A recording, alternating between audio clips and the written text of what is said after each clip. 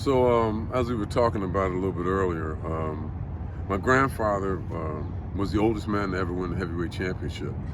And a lot of people always ask, how did he find the fortitude to persevere for so long?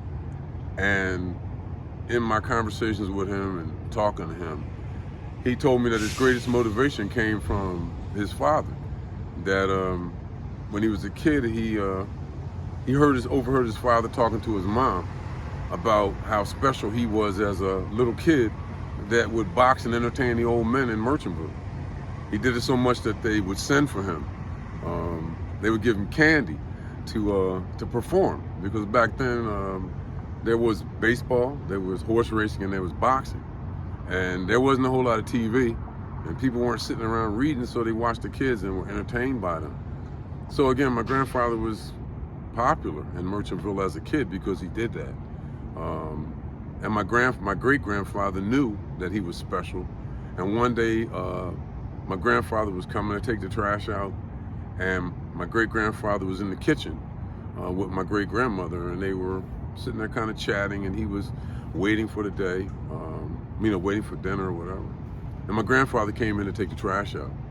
So while he was taking the trash out, my great-grandfather said to my great-grandmother, listen, let me tell you one thing. If he gets a chance, he's going to be a world champion.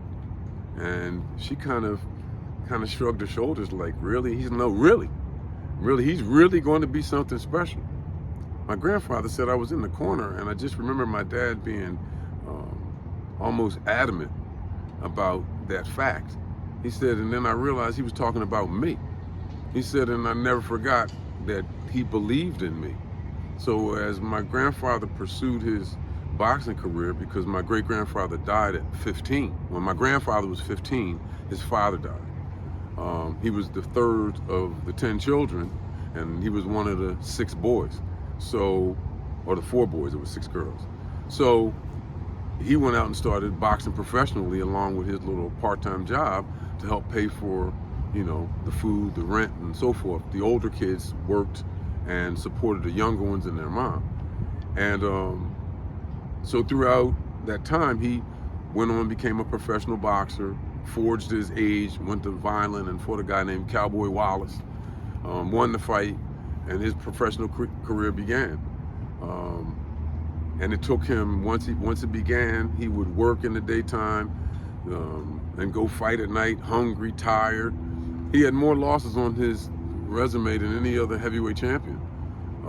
And there's 2 ways you can look at that. You can say, wow, he wasn't that good, or you can say, wow, he was that tough.